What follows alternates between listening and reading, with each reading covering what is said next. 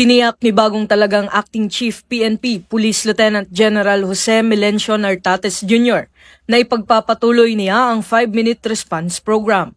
Sa kanyang unang pahayag bilang pinuno ng pambansang pulisya, sinabi ni Police Lieutenant General Nartates na mahalagang mapanatili ang mabilis na pagtugon ng kapulisan sa anumang tawag ng tulong mula sa komunidad. Tiniyak din na buo ang suporta ng lahat ng unit at tauhan ng PNP sa pamumuno ni Police Lieutenant General Nartates upang maisakatuparan ang kanyang mga programa at mapalakas ang ugnayan ng kapulisan at ng publiko.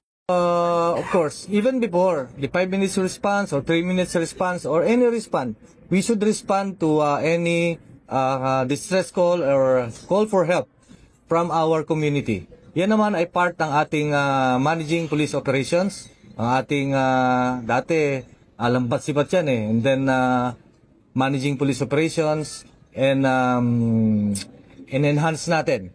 It is about patrolling and investigation.